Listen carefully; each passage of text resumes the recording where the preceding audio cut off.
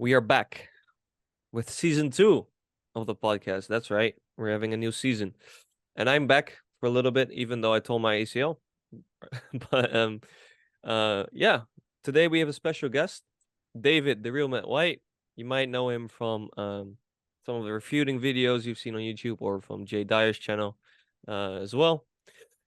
And we are here with Sky, Strahinja, Heidi, aka Carl, Milos. Everybody's here. David, before we start, could you do a quick introduction, even though I said it really quick already, but maybe you can elaborate it more.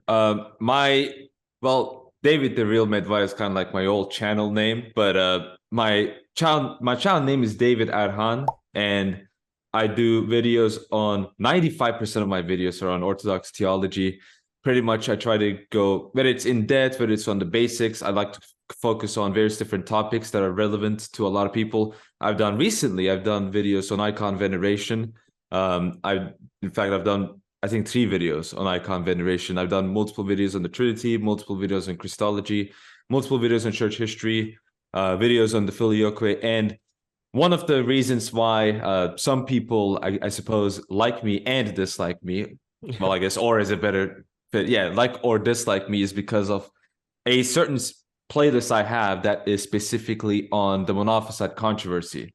And I'm not trying to say this to be like, oh, I'm a cool guy or anything like that, but I will say that's like really the only source or one of the very few sources online that goes into this issue in an in-depth manner. And so I basically, as I said, I have videos focusing on various different topics, on various different theological issues, and I'm always happy to be on places like this to, discuss this kind of stuff with whoever wants to discuss it, right? That's basically, I guess, the full story. And I sometimes make politics and like videos around that area, but a reason why I don't do it as much, part of it is because it's secondary for me. Another reason is because if I did a lot of them, I know at some point I will get my channel in danger. So I kind of simmer it down a little bit and try to keep it cool, calm, and collected in a sense. Yeah. Sounds good. So yeah, that's actually why we are here today. We're going to discuss the Orientals. The Orientals, why don't we call them Oriental Orthodox on this channel? It has a reason. But first off, who are they? Of course, you might know them as the Coptics, the Armenians, the Ethiopians, the Syriacs. Those are all part of the Oriental Church. You might not know it, but they're not part of the Eastern Orthodox Church. We are not one faith, even though a lot of TikTokers and Instagrammers think so. And just because they're Orthodox in their name doesn't mean they are, which is kind of part of this title. So we might also call them Chalcedonians or Chalcedonians. They have many names: Monophysites, Miaphysites, a lot of them. So first off, what are the primary theological differences between us, Carl? Theologically, the primary difference is around the Council of Chalcedon and the definition of the 2 natures of Christ. That's what it boils down to. And basically, they reject that council while we uphold its definition, which is one of Christ having 2 natures, whereas they think that Christ had 1 nature that was a combination of humanity and divinity in the 1 nature. That's the main difference. But I think David could probably flesh that out more than I can. Go ahead, David. Yeah. So, do you want me to kind of keep things basic, or do you want me to get into the history, or just specifically in a conciliar definition? Because there's a couple of angles that I can go, and one of the main problems that I have is that kind of the framing, not in this particular podcast, but just in general, what you see online. So, yeah. How do you want me to tackle this? Whatever you like. All right, cool. So the first thing I want to kind of get into is that the modern framing on this issue is a bit, I think, suspect, because one of the things that the non-Chalcedonians say as well is they refer to themselves as Miaphysite, right? And this kind of debate is seen as Diaphysitism, which means 2 natures, and Miaphysitism, which means, 1 nature. And this kind of framing is not particularly super correct, because as Orthodox, we actually, yes, in the Fourth Council, we uphold the 2 natures definition, But in the fifth council and afterwards, there's this kind of qualified sense in which we can even use the Miaphysite formula. Rather, what is going on is that the other side is completely denying any ontological acceptance of two natures formulation. And I think Haiti did a decent job at explaining the position. And one thing that's funny is that when you say monophysite, right, they think it's a slur, right? They think you're calling them a slur, which is kind of funny because mono and mia, I mean, they basically in many ways mean the same thing. They both mean one. And when you discuss these things with them, they will always say, we believe in one nature, we believe in one nature, etc., etc. In a different sense, there is some justification because the way in which the term monophysite is used, according to a lot of people, and I don't think that's true, but a lot of people think in this way, is this idea that Christ only has one nature and it's the divine nature. Such a position is not really upheld. In fact, they will even argue it's heretical in the non-Chalcedonian communion. And then there's another view that is also condemned by them, which is the Eutychian view, which is basically this idea that the two natures are confused or mixed with each other, right? Mm-hmm. Eutychius, particularly, argued that Christ was consubstantial with God, just not consubstantial with any human being, except for the Virgin Mary, which is kind of a weird detail. But this is something that he says in the Home Synod of Constantinople, right? So these two positions, they don't hold. What they do hold is that they say that the one nature of Christ is like a human nature, in a sense that human nature is the combination of the body and the soul. And then we call that one nature. And they say, well, we basically use the same logic here.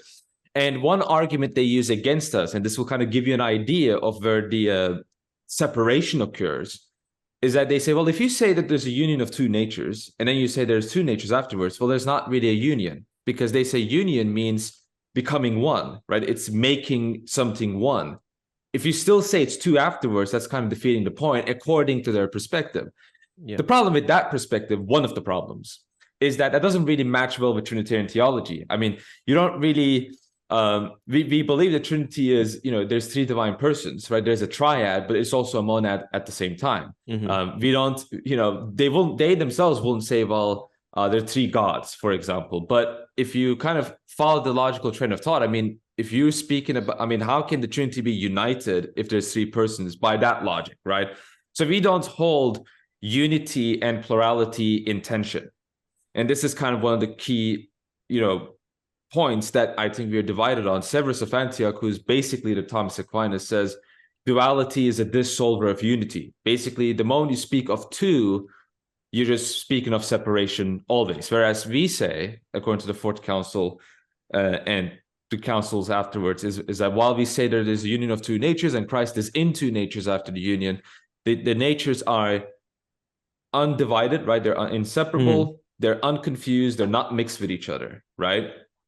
And so these are the kind of qualifications that we have stated in the Chalcedonian definition to kind of point out that Christ, even after the hypostatic union, is fully divine and fully man, but he's also simultaneously one person. As I said, from the monophysite, not monophysite, but I mean monophysite perspective, as a non-Chalcedonian perspective, this is unacceptable. The second thing I want to talk about, the monophysite term, I don't want to go too off topic, but monophysite, diophysite, these are umbrella terms, and this is how people should treat them as.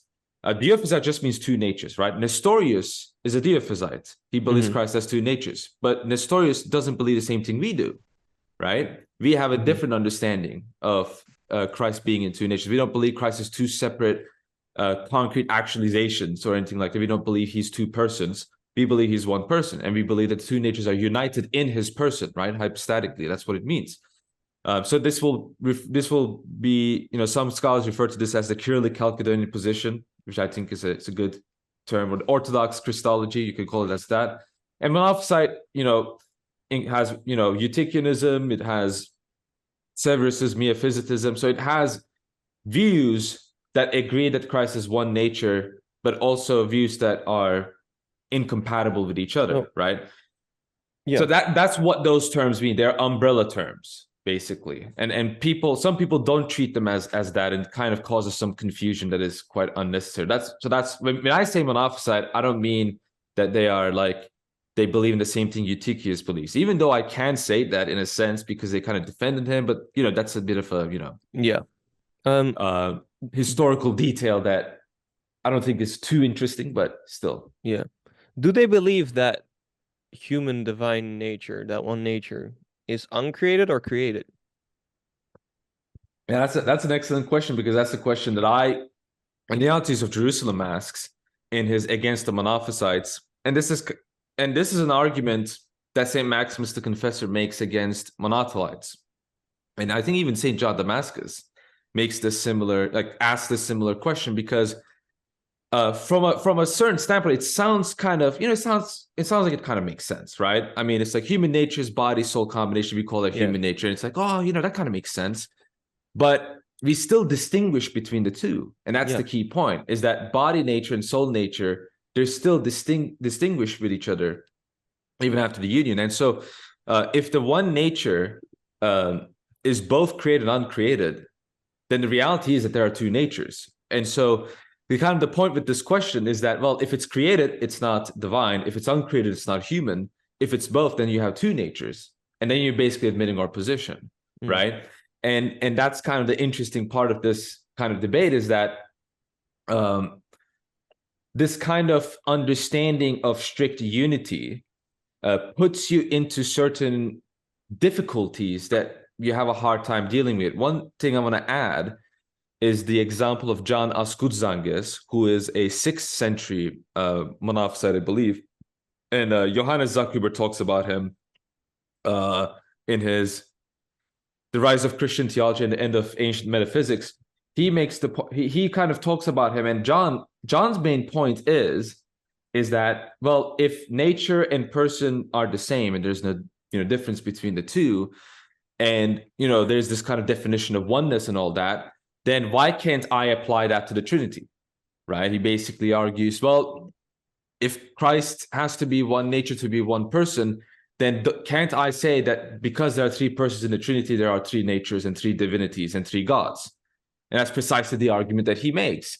And John Philoponus, who was in fact asked to refute this, listens to his arguments and is like, yeah, he's right? Which is why he was later condemned as a heretic, both according to the Orthodox and according to the Monophysites, I believe, at the very least.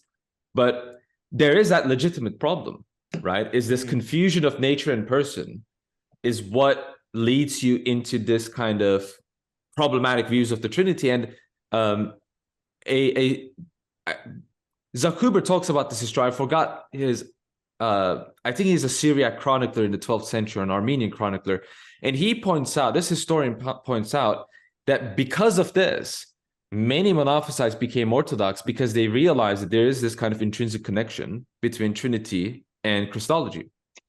And so when you have wrong categorizations in one field, this applies to the other field and causes heresies in both aspects of the belief. Now, I understand kind of what I'm talking about is a bit abstract, and it's kind of like, might make some people say, huh, what? But when you kind of get into some of the theological writings and of St. Maximus the Confessor, St. John Damascus, they make this point very regularly, right? At the very least implicitly, because there's this kind of relationship between two. Because at the end of the day, Christology is about a member of the Trinity, right? So definitely, of course, there's going to be that connection. So, yeah. So what do we say to those people that, I've maybe seen like 20 Orientals say to me that, oh, it was a political thing. It was like not theological. It was just like a language misunderstanding. What do we say to those? Well, the problem with that, is if you read Pauline Allen's collection of Severus of Antioch's texts, and Severus of Antioch, as I said, he's basically their Thomas Aquinas. He's their head guy, right? He's the head guy of the Syriac Church, of the Coptic Church, right? He's their man. And this was a point that John the Grammarian, who was a Chalcedonian, right? He believed in the Fourth Ecumenical Council. Now, he wasn't Orthodox in every single sense, but he was defending the Council of Chalcedon. And this is the kind of language problem is one of the things he tried to solve, because the language theory is basically this, right? They will argue that, well, modern bishops of the Syriac Church or Coptic Church, they look at this and they understand we're not Nestorians, right? Now they understand we're not Nestorians and blah, blah, blah, blah, blah. And it's just a language problem. And they were just trying to say that Christ is one person. There's unity in his person. Can't we just agree with that? We basically believe the same thing. And John the Grammarian makes the same argument. He basically says, look, Severus, all we mean by Christ being in two natures, we're not saying there are two hypostases or two persons. We are not saying that. What we are saying is that the two essences, he used the term ousia, the two essences are united in the person of Christ. He's making that, so he's trying to make himself as clear as possible by pointing out that the whatnesses of Christ, his divinity and humanity, are what's united in his person. That's what they mean by two natures. Now, according to this theory, what Severus should have said is, oh, really? That's what you mean? Oh, well, that's what I was trying to say too. I guess we can agree with each other. He doesn't say that.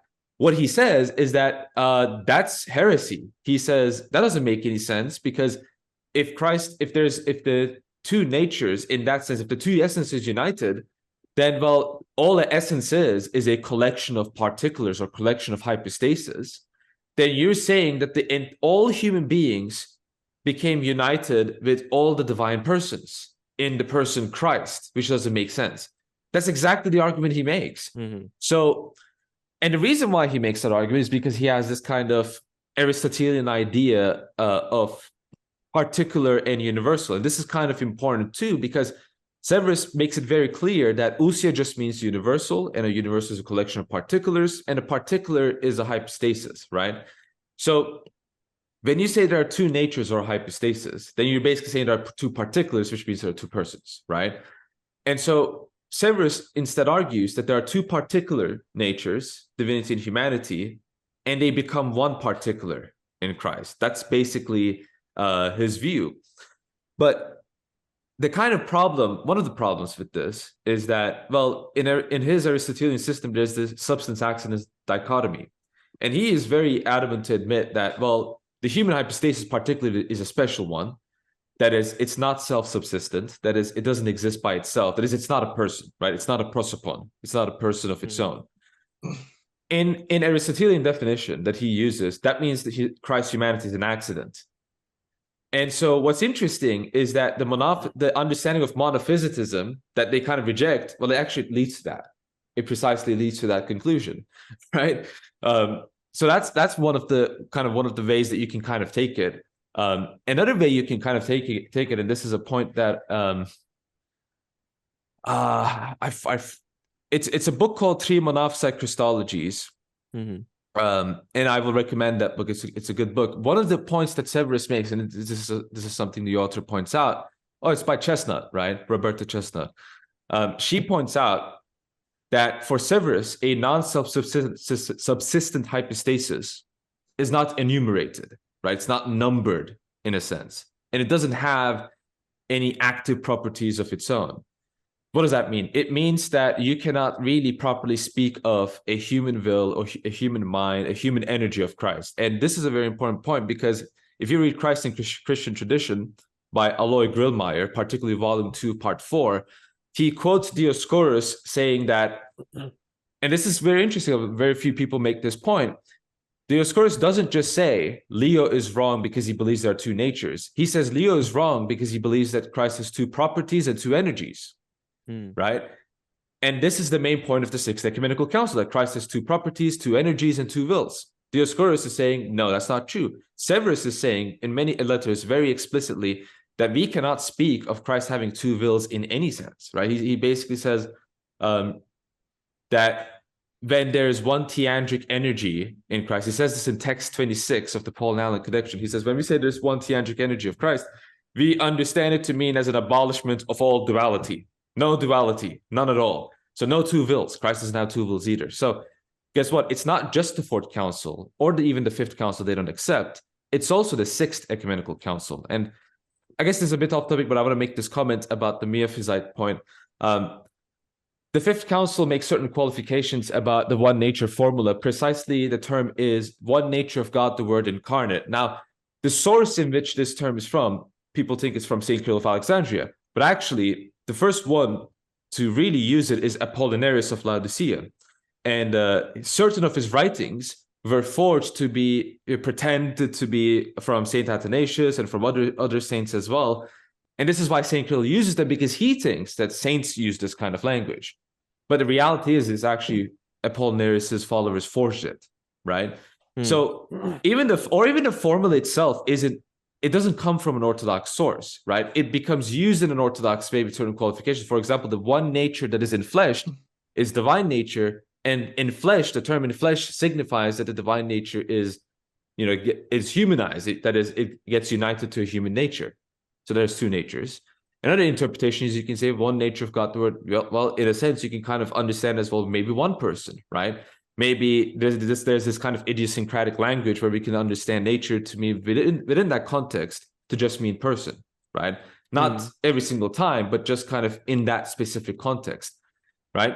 Or maybe we can talk about it as emphasizing the indivisibility of the two natures in their union. So you can use these kinds of interpretations, and these interpretations are generally, you can see this in the writings of St. Maximus and St. John Damascus. But these interpretations, they don't deny or reject a two-nature interpretation, right? Because at the end of the day, again, the focal point of unity is the person of Christ, and the divinity and humanity is united in the person of Christ, right? We can bear in mind 1 Timothy 2:5, which, Christ is the one mediator of divinity and humanity. That's a Christological statement. And speaking from the Bible, a particular passage that is very crucial, and I kind of want to read this specific passage because go ahead. It's incredibly relevant to the Christological, and I don't see a lot of people talk about this, but this is Philippians 2:6-11, right? Now the term form here is very important. In the writings of various different fathers, including St. Cyril of Alexandria, form is equated with nature, essence, many times, right? So St. Paul, bear that in mind. St. Paul says, who being in the form of God, actually 2:5-11, sorry, so I should read verse 5. Let this mind be in you, which was also in Christ Jesus, who being in the form of God, so he's in the nature of God, right? Thought it not robbery to be equal with God, but made himself of no reputation, and took upon him the form of a servant, and was made in the likeness of men. Form of a servant, right? That is the form of the nature of humanity. And being found in fashion as a man, he humbled himself and became obedient unto death, even the death of the cross. Wherefore God also has highly exalted him and given him a name which is above every name, that at the name of Jesus every knee shall bow, of things in heaven and things in earth and things under the earth, and that every tongue shall confess that Jesus Christ is Lord, to the glory of God the Father. So particularly, again, verse 6 and 7 is very important. Here we have St. Paul very explicitly telling us that Christ, who was always in the form of God, always in the nature of God, in the latter days takes on the form of humanity. And as I said, the term form and nature and essence in many instances in patristic writings, they're considered to be identical. So this passage is used by various different church fathers to point out, well, look, Christ is fully God and fully man, right? Christ is in two natures. And that's kind of one other way you can kind of go at this, is that one of the claims, historically speaking, of the anti-Chalcedonians is that the two natures language just doesn't exist, right? That's the claim, right? The two natures language doesn't really exist. It's not a thing. But the fact is, even St. Cyril in his Glyphron the Pentateuch says Christ is in two natures. And there's various different patristic writers, particularly Western patristic writers, like St. Ambrose and St. Hilary, who do speak of Christ being in two natures, and even Eastern patristic writers as well, like St. Gregory of Nyssa, St. Gregory the Theologian, so on and so forth, right? So two natures language is not a novel language, it's not a novel concept. St. Melito of Sardis, who's a 2nd century saint, by the way, he, in fact, has a very explicit statement about that. And maybe you can link, because it's a Substack article, so if people are interested in the quotes that I'm referring to, they can check the Substack article. I'll send you the link after the show, I suppose. We'll put it in the description. Yeah. So that's kind of at least how I will go at it. And to kind of, again, circle back to the Sixth Council, is that it is very clear and it's very certain that in the anti-Chalcedonian position, Christ does not just not have two natures. He doesn't have two wills. He doesn't have two energies either, right? They will say it's divine human energy, divine human will, divine human nature, right? Which, again, as noted before, there are some severe logical problems with those kinds of definitions. A lot, because I saw an Ethiopian say lately, or like a month ago, that Christ died in his divine nature as well. And I was like, what? That's insane. See, that's a big problem, and I think we need to bring it out to the world better. Because, people are also talking about this theological agreement in the 90s. I don't know if you've heard about it. Maybe Carl can speak a little bit on that. What do you think about that? I think it's not worth anything, to be honest with you, that theological agreement. So they had an agreement with Antioch in the 20, like just last century, where they think like it proves that we're the same thing now. But that document was never even like completed. They didn't agree to the terms in the end. It has no weight. And just something I wanted to add on this topic, I feel like a lot of the time, the theology is very important, but people forget that Dioscorus wasn't just condemned for his theology, he was also condemned for his grave administrative errors as a bishop. Like, even if you took the theology completely out of the equation, he would still have been excommunicated for the things that he was doing, because a bishop can be defrocked for doing something just that he shouldn't be doing in his position as the bishop, even if his theology is 100% correct. So, yeah, that's my thoughts. Agree. So, Milos, could you say we are closer to the Catholics actually in Christology than to the Orientals right now? To the Papists? Well, yes, we could say that, because if you look at the Council of Chalcedon, what happened in the council took place in 425. So that's basically when we split from them. And the Great Schism with Catholics happened in 1035. Yes. Yeah. So way later. And It was 1054. 10, Yeah, I think what it's did I that. say? I think it's 1054. You said 35. It's fine. 1054. Yeah, Rookie mistake. You can go. and I think the council was in 451 as well. Just I am It's bad all with right. numbers, to be Numbers, honest. numbers, yeah. Yeah, no problem, no problem. I trust you all completely, more than myself. No, it's fine. If you Yeah, I correct think me with we the could say that. numbers. But Yeah. even though they look like us, you know, they called themselves Mhm. after us. When did they call themselves Orthodox? When did they become calling themselves like Orthodox? When did that start? Because that's when the big confusion of the highest order began. By calling themselves. Well, to be honest with you, I don't even think that they really were united until they had the summit last century. So they're more of a basket of odds and ends, and they've never even agreed on anything completely among themselves. You've got the Copts and Ethiopians on one axis, and the Syriacs and some Indians who didn't originally Armenians? join the schism. Yeah. Yeah, that is the Armenians. But the Indians didn't actually join the schism. They just followed their nearest neighbors, who happened to be Syriacs. Yeah. And then you have the Armenians, who are their own thing. And the Ethiopians are a bit strange in that they observe like Jewish, they Judaize a lot, and they have ordained magicians called Debteras. I don't know how they would define that, but they've got a lot of strange stuff like that. They're also obsessed with the Ark of the Covenant for some reason. So among themselves, they've not even fully agreed about who they are and what makes them a full communion. So it is what it is. It is what it is, indeed. And yeah, Can I go just say ahead, Milos. another funny thing is, if I remember correctly, the Armenian, they used to accept Chalcedon, and then they changed their Yeah. mind later on. Why? Hadi told me the story. Maybe you Do can you do it remember again. the reason? It was pretty funny. Can you hear me? Yeah. But I don't think Hadi can hear me. No, I can No, hear you. maybe it's sorry. Maybe David can elaborate. Do you know about that, David? all I know, I don't keep up with those kinds of details too much because it's not really something that super interests me, because it's like, you know, I think churches can I don't really. Oh, that will be mean if I said that. I'm just gonna say that like Say it. they can have a change in historical positions, and I don't think that's something that's super surprising to see. So it's just kind of like, oh, you know, they changed their position, and then they, you know, it's something that happens. But with to get back to the 1990 agreement, that's kind of an important point, because I I have videos on a lot of things about the specific issue, like about the Council of Chalcedon itself and other things as well. But I have a stream specifically where I go through the entire agreement. It isn't too long; it's quite short.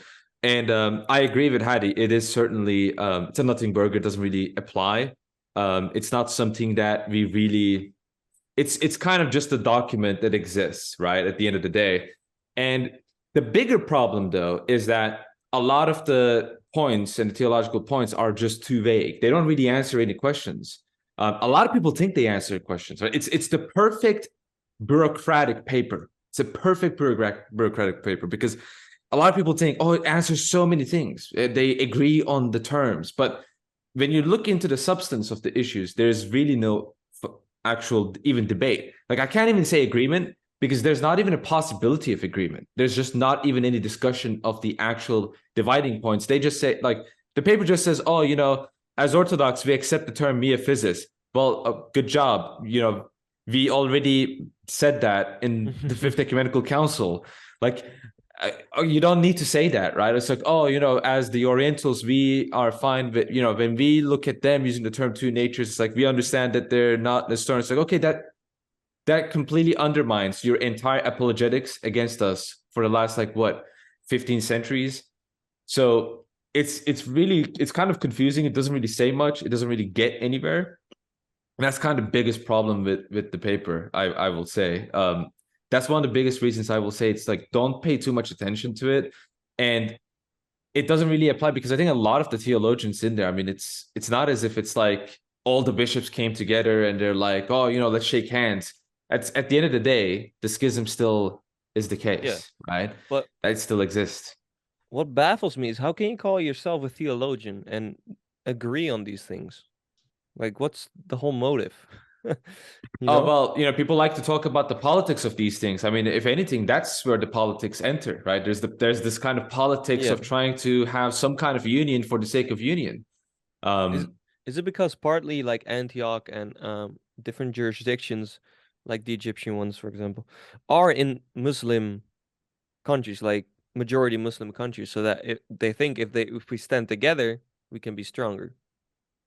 So I mean, I think that's certainly a motivation, but that's a possible. Now, I'm not going to act as if I know what these people are thinking in the Middle East, even though I'm technically in the Middle East, technically, right? Turkey is in the Middle East, technically speaking.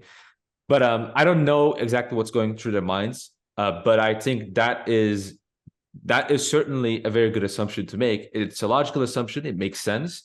And it might be a good motivator for these people to kind of say, okay, you know, we need to kind of get closer, huddle up together, because every single, you know, Syriac or Coptic, like, or clergy or, you know, person who is within their church, who's like somewhat important and all that, right?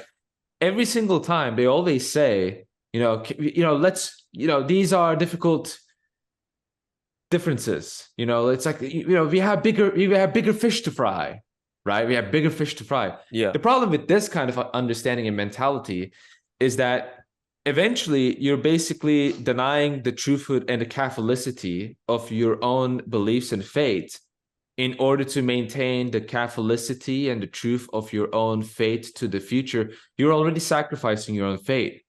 And I think that's the number one problem with this, is that you're basically trying to have union, but it's not even a union. It's like saying you're a tolerant person, and then you say, I'm only tolerant to people that I agree with.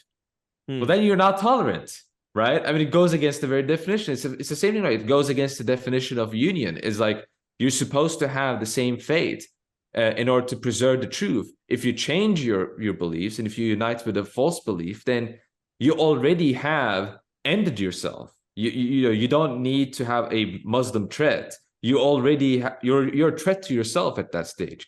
That's the kind of perspective I look at it at the end of the day. And it's like, organized churches that think this way, they don't really have a lot of longevity.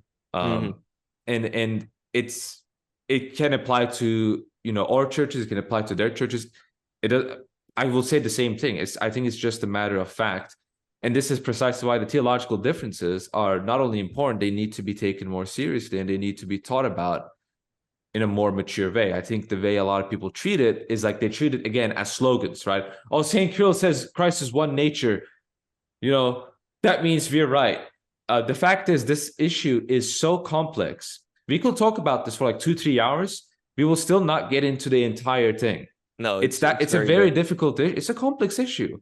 And thinking that you can just solve this by just spamming quotes, first of all, that's an insult to the person that you're trying to talk to, because you think that he's so stupid that he's just going to be convinced by quote spam. Secondly, it's an insult to your very church, because you think that your church is so cheap that it can be proven by quote spams. Third, it's disrespectful to your own saint. He has written so many things, and you're basically using him as this kind of dispenser of specific quotations. Fourth, it's disrespectful to the entire issue at hand. It's disrespectful to the entire schism. I mean, it's disrespectful to your entire faith. You can't really have this kind of a mindset, and this is kind of and this doesn't just apply to this issue. It applies to various different theological things. Definitely. But some people might think you that know, I'm sorry. I'm talking too much. I'll let you. I just want to make this point so I'm not misunderstood, because some people might think that I'm actually a 2000 IQ genius trying to counter signal you guys or anything like that. I'm not doing that either. Like, there's good in keeping to the basics, right? Keeping to kind of the slogans and the fun memes and stuff like that. I'm completely for that. What I also think at the same time is that, well, that should certainly interest you, but at the same time, you should also respect the difficult aspect of it. When you kind of stick to just one and ignore the other, I think you lose the plot. So it's important to kind of be in touch with the basic foundational aspects of issues and also the advanced aspect of it, and then you can really understand what is going on. That's kind of what I would say to any theological issue, really. Yeah. Sorry for talking too much, but no, it's no fine. problem, That's no why we problem. have you here. I mean, Stahinia, go ahead. the quote spamming also comes from a bigger underlying issue. It's that today, like the way that theology is taught and the way that most people just, treat the church and accept, learning about Christ, about catechism. Most people I meet, at church, and especially if they are not new Orthodox converts, but in Serbia, most of these people don't even conceptualize Christ at all, or they conceptualize him very, very vaguely. And I think that's not necessarily the case only in, like Orthodox countries. Now that I live in the West, I think it's the same thing with Catholics. And so I think that people are necessarily more attached to their like historical heritage, being like, oh, proud Coptics is like some kind of, national heritage that they want to defend, but they cannot even consider the theological argument that you're making. So then they will, resort to quote spamming, because they are just trying to show you their heritage, but they don't actually understand and are not actually able to engage in the argument at all. And I feel like like we would accomplish way more by, first of all, like teaching just basic theology to most people before we can even embark on that kind of an argument, because what really interests us is getting as many people as possible into true Orthodoxy, into Eastern Orthodoxy, and not some heresy this or the other. And to do that, I think, like, of course, making the argument is good, but sticking to the basics with those people is probably more important, and I think is probably what will get us more people in the modern day to come over than something necessarily very complex. Yep, definitely. You brought a great point over there, because I remember, I don't know if Demos remembers this, but we used to have an Coptic inquirer in his Discord server, and this other Coptic guy was calling him a traitor to the heritage. So he didn't care for the theological differences. He didn't even know about them. Yeah. In the end, he just said, I was born Coptic, my whole family was Coptic, I'm gonna stay there, nothing else will convince me. And so yeah, it's very important for everybody who views this, not to put their heritage, their nationality at first place on their opinions in life. Okay, go ahead, Nodimo, sorry. The truth, which is Christ, should come first in any situation. I've said this multiple times in my Discord and in other places. You put your heritage, your culture, before Christ. This is what you're doing. You know the truth. You accept Chalcedon, or you're just trying not to accept it, just so you can be in your comfortable space of your culture and like you're not being rejected by others. but you're putting the truth before your heritage. Sorry, Yeah, your definitely. heritage before the truth. And this is Yeah. a big problem. And this is, I reckon, why most Orientals that know this truth, because not a lot of those know that there's this huge difference in our Christology, which is not very small as many people think. It's actually pretty big. If you think Christ is different than us, that's a big that's a big difference and an important difference. And especially for his death and resurrection as well. And that's the big problem with me and Orientals in general. And like, why are you not calling me Orthodox? Why are you not seeing me as Orthodox? Or why can I not have the Orthodox role on my Discord? This is exactly why, because you're not Orthodox. To be Orthodox is to have the straight belief or the straight path, right belief, etc. That's what Orthodox means. If you're not Of course. right, you're not Orthodox. And that's simple. Maybe harsh, but you're not. I'm sorry. I just want to chip in also Yeah. saying like that for most of our viewers watching, we probably have some younger viewers who are going to skip over the first part of the podcast. It's important for you to be nice to like and cordial to people in real life. If you ever do meet an Oriental person and you know they might not have the right theology, but I feel like you will get way more people over just you know being a shining example of what it means to be Christian first of all, than you know rather being more confrontational than anything else. And that's true, but you gotta, tough love. oh, of course, that's of what it course. is. One, we should never dilute religion, and that's very serious. And although I personally stick to simple topics and speak in a simple manner, that doesn't say that I wish to dilute the complexity of our religion or wish to dumb it down in any way. And that would be very bad, of course. And I mean, the same thing happens to me when I talk to Catholics. I have the good arguments, I make points, and I don't get any counter arguments back, except for like, oh, you're trying to promote your own thing, and like your complex stuff. It doesn't actually mean anything. It's just I want to stick to my ancestor stuff, and you stick to your stuff because like as if Christianity was an ethnic thing, basically, and it's sad. But I think the best way I found to overcome that is through patience and like diplomacy and stuff. And I would encourage all the viewers, of course, to remember that because of course we don't want to. But never stop learning and let Yeah, of other course. people's learn. And Sky, I haven't heard you all podcast. Hey, I said Listen. 10:54 when Milos Listen. said 10:35. Okay. Yeah. All right, that's true. That's right. Okay, be quiet. What's your now, Sky. opinion on this whole thing? Because I know you're in Antioch, and Antioch is a little bit more, tight with the Syriacs, in general. Well, I know that we have a lot of I know from my parish, for example, my parish has tons of Ethiopians, right? So we do have a lot of converts from, I guess, from an Oriental background. And it's pretty interesting, I guess, because I kind of like, they understand, I guess, now the theological differences and stuff like that. And we have a lot of people who come there I've seen people that come there just to come there that aren't like Orthodox yet, but they just come there because I guess maybe their family's in town and they bring their family and stuff, and they get introduced and stuff like that to it. So, I mean, my perspective on the whole theological difference is like, first and foremost, number one, this is gonna sound kind of stereotypical, but like, I look at it this way: just if my whole point is, a lot of people will say that, oh, it's not that big of a deal, it's just language and all that stuff, it was just language. Okay, then just become Orthodox. That's my perspective, is Accept Chalcedon. Just accept Chalcedon.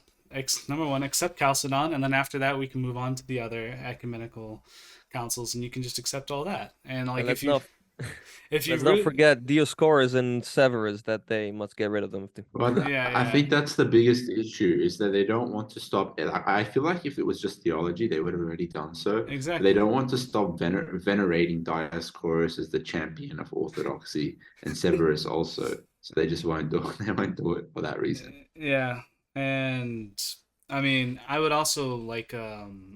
I also want to find out certain things that David mentioned, a lot of like things by Saint John of Damascus, and that being my patron saint, I'd love to read up more on this topic. But I just think that if it's language, if it's theology, accept Chalcedon, become Orthodox, then it shouldn't be that big of a deal. But I know some like Coptics that converted to like Greek Orthodoxy, but they're very, very few. Very few. There's somebody that was on your server. I don't think he's on there anymore, but he was on your server, and he was a Syriac that converted to Greek. He became Greek Orthodox. Yeah. And and I remember he talked to me about it, and he even said, he's like, "Oh yeah, I converted because," and then he said, "Oh, it's basically just a language issue. It was basically just a language issue the whole time." And I'm like, okay, well, I'm glad that you can. But how's it a language issue when everybody's like, no, listen, how's it a language issue when everybody spoke Greek at the councils? Like all the fathers, the Greek was the lingua franca. How is that a language issue? Dioscorus spoke Greek. He didn't? The Dioscorus spoke Greek. He spoke fluent Greek. Exactly. How is this a language issue? So did Severus. Yeah. Severus wrote in Greek. You know, it was like the English of today, like how we're speaking now with all of us, like some from Turkey, America, Serbia, Greece. We're all speaking English. That's how the council was. Not that we're fathers, of course, but it was the common tongue. It was the common tongue. Yeah, it was the common tongue. And like, I didn't even think about that, but he made a very good point. How is it a language issue? Yeah, if they all were speaking the same language. That's just ridiculous and a big cope. I'm sorry.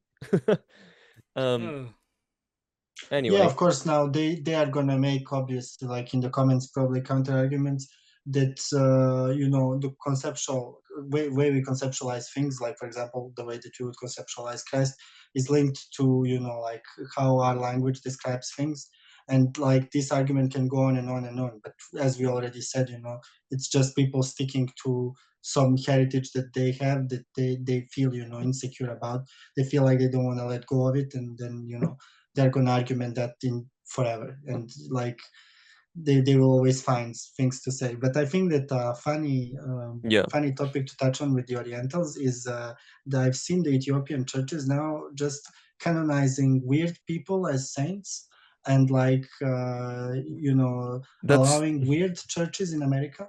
That I didn't know it was that weird until I checked it out on YouTube recently.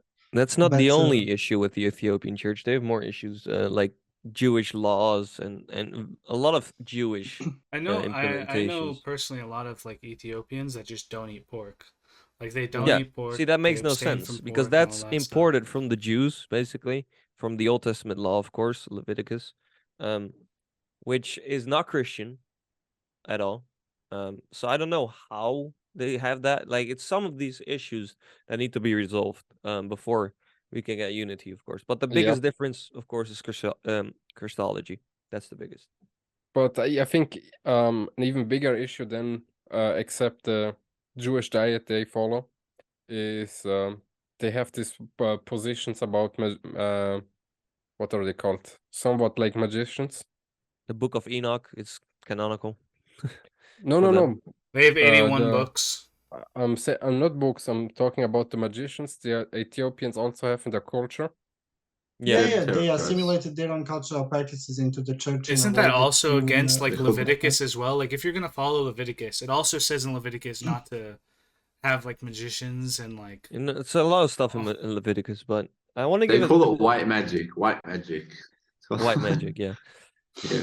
I want to give a disclaimer. Like, it may seem that we don't want unity with them. We do want unity. We do want unity with every single church, but in Orthodoxy, in fullness of the Orthodox faith, no compromises, at least from my point of view. So I just have a quick question.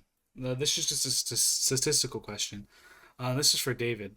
David, who do you think we're more likely to? If unity was to happen, who would we most likely be? Who would it be easier to unify with? The Catholics or the non-Chalcedonians? Let me compute that in my master brain. Story. I think That came out of the left field. 2000 That would IQ be- working right now. That would be The Great that would be Schism or funny. non-Chalcedon? Which one gets? Yeah, who will we be? I mean, here's the thing. There's the isolation factor that made certain of their practices really close to ours. I'm talking about the Copts and the Syriacs and so forth.